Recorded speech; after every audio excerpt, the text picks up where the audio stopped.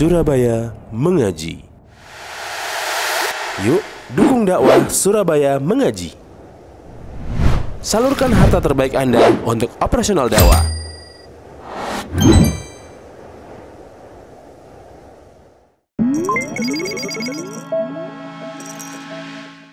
Nah, kemudian yang kedua, wal akharu, makna yang lain, yaitu yang kedua. Khosun, makna yang khusus.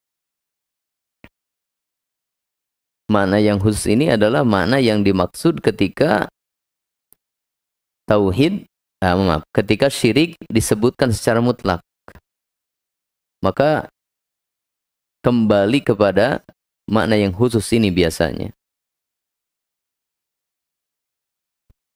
Wa huwa, yaitu ja'lu syai'in minal ibadati li ghairillah.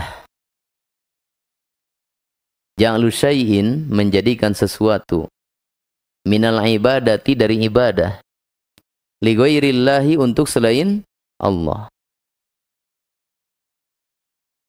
Jadi pengertian syirik yang khusus,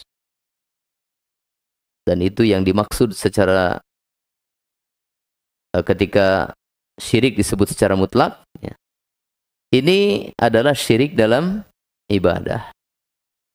Kalau secara umum kan tadi dalam rububiyah, dalam ibadah, juga dalam asma dan sifat. Adapun secara khusus, kalau dimutlakkan kata syirik, maka maksudnya adalah dalam masalah ibadah. Kenapa kemudian pengertian khusus ini adanya dalam masalah ibadah?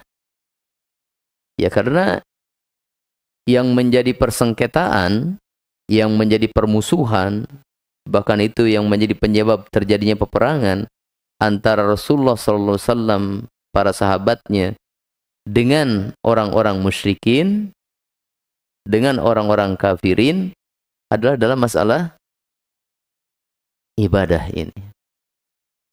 Dalam rububiyah, orang-orang musyrikin, orang-orang kafir, kebanyakan mereka menetapkannya bagi Allah Ta'ala. Demikian juga dalam asma dan sifat.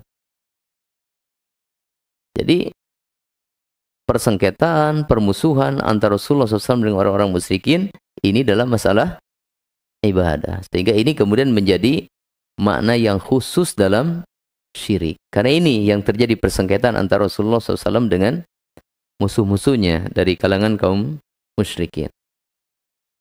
Jadi kalau kita mendengar kata-kata syirik, harus takut dari syirik, ya, hindari syirik, maka secara khusus itu maksudnya syirik dalam ibadah.